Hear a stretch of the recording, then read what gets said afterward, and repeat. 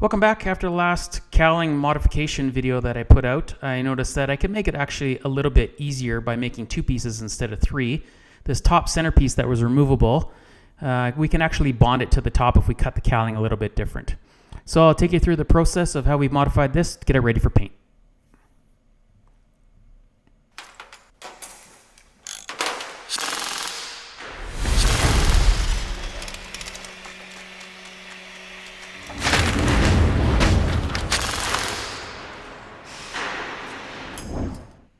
So before we start anything, I'll just use some aluminum angle to index everything so that top piece will be clecoed on either side of the top and the bottom cowling, as well as vertically, so that when we go and Dremel the piece off that we're going to modify a little bit here, we can put it all back in the same spot. And just mark all these brackets. I just use letters A, B, C, D to make sure they go back in the same spot.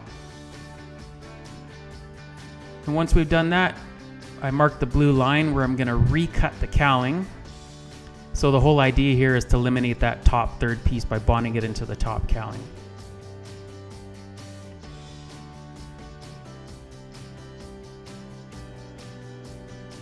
Simple Dremel tool across the top and along the sides, and you have to remove that third piece in my case to get access to the inside. And then once we have that removed, we'll bond it to the top centerpiece and we'll bond it to the top cowling.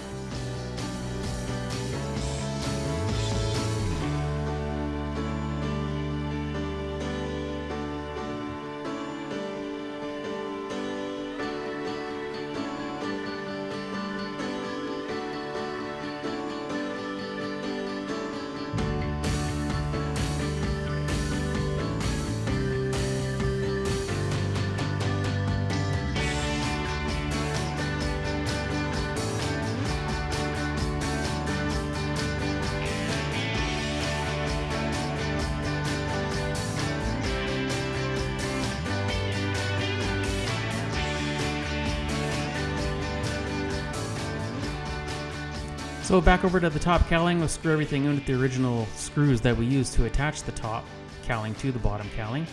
And we'll put those side pieces in. And this is just to check our final kind of fit to make sure that we've got everything kind of properly aligned.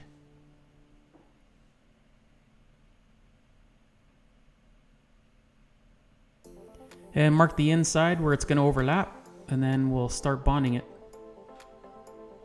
So use the West Systems epoxy again, and I've added a little bit of flux to this. You can't really tell, it looks fairly clear here, but just a scoop of flux to make it a little bit stronger. Careful not to bond the screws in place. And we'll put the epoxy on both sides, on the top cowling, and on the third piece that we're gonna attach there.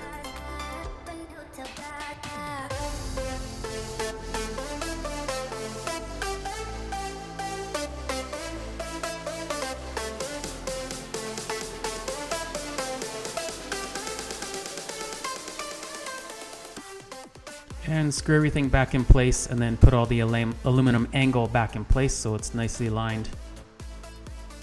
Let it sit for 24 hours and then pop it all apart.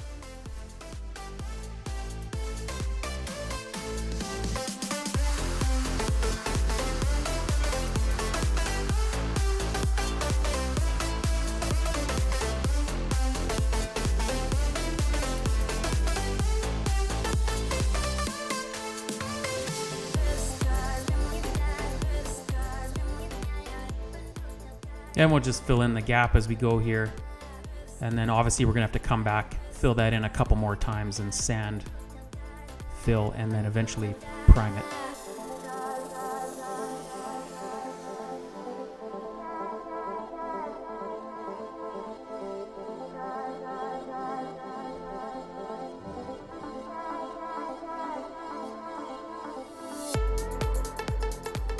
And for the inside, the same epoxy, but I've added a little bit more flux to it to give it a little bit more strength.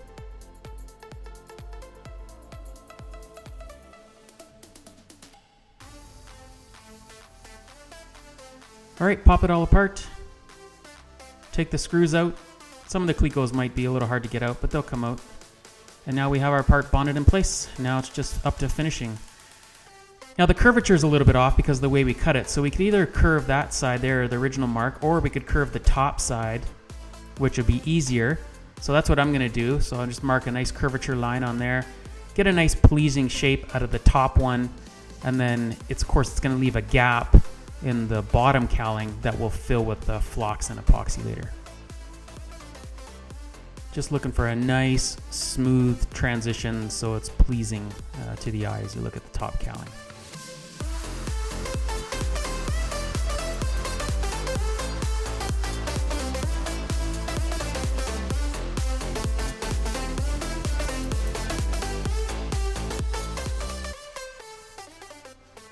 All right, and just use some MEK, and we're removing the primer here.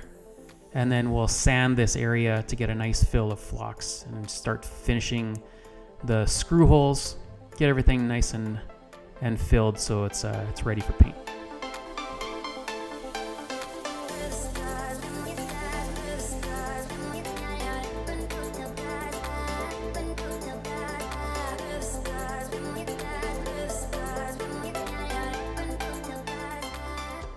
And again, back to the flocks epoxy mixture with flocks in it, filling the screw holes now, as well as the little space in between that third piece and the top cowling. And then it's really just about finishing sanding, filling, sanding again, and getting it to the point where you're happy to hand it over to the painter. It's the beauty of fiberglass. You can index all sorts of holes, attach aluminum angles, cut, and it's all fillable and repairable as long as you do it properly. And we'll just mark for another hole along the side. So this will be a number 8 screw. I've already put a carbon flange in here, so we'll drill it number 30 bit. And to do that flange, you'll see as we pop it along in a little bit here, open it up to 19 for a number 8 screw. And as we pull it apart, you'll see that carbon flange that I've already bonded in. And really that's bonded in by waxing the top cowling and then leaving the bottom cowling as it is, so it only attaches to the bottom cowling. And just trim it off as required, and then we'll put a number 8 nut plate on there.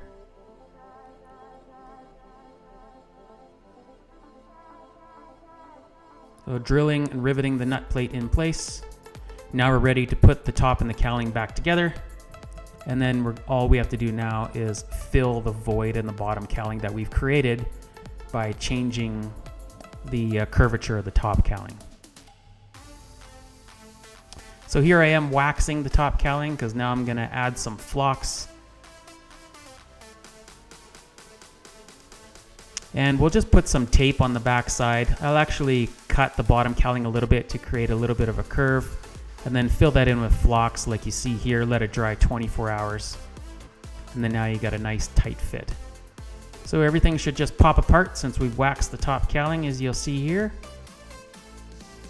And we have a nice mating surface, and we'll just go back a little bit of a valley there, so we'll fill that in with a micro balloon and sand that. And now we're left with a nice fit between the top and the bottom cowling, but it's actually a little bit too tight. So we're gonna go back, just use a thick blue marker here. It's just a whiteboard marker that I use. Create a blue line, pop the cowling apart, and then trim the blue line away on the top cowling, and you have a nice even gap on either side. So I hope you guys enjoyed that. I'll leave you with the rest of the sanding of the cowling and some 360 video from up high. And then you'll see the final product at the end. And next video I'll post will be a flying video for you guys. It's been a while. The weather's been terrible here. So enjoy, like, subscribe, build yourself something, take you for a rip. See ya.